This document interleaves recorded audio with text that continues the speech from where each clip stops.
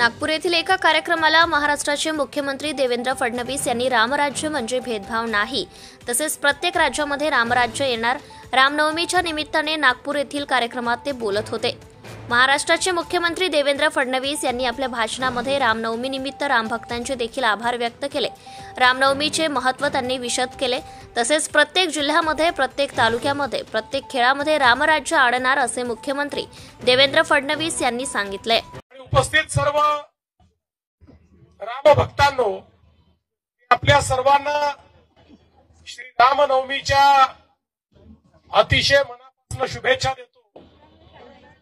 श्रीराम जे आपले राष्ट्रपुरुष आहेत, ज्यांनी खऱ्या अर्थाने उच्च जीवन मूल्य काय असतात हे आपल्याला शिकवलं, मर्यादा काय असतात हे आपल्याला दाखवलं आणि खऱ्या अर्थानं आपण असं मानतो की ज्याचा उल्लेख नितीनजींनी केला की सर्वोत्तम राज्य कुठलं तर ते रामराज्य। कारण रामराज्य म्हणजे भेदभाव विरहित राज्य, रामराज्य म्हणजे सत्याचा विचार करणारं राज्य आणि रामराज्य म्हणजे प्रत्येक व्यक्तीला अधिकार देणारं राज्य।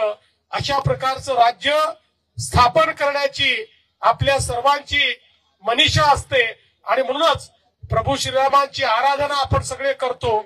खऱ्या अर्थानं आपल्याला कल्पना आहे की प्रभू श्रीरामांनी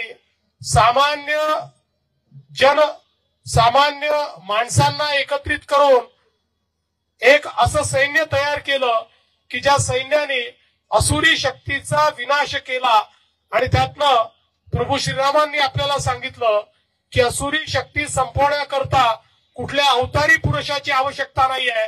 प्रत्येकाने आपल्यातला राम जर जिवंत केला तर आपण असुरी शक्ती ही संपवू शकतो आणि म्हणूनच आपण प्रभू श्रीरामांचं या ठिकाणी वंदन करतो।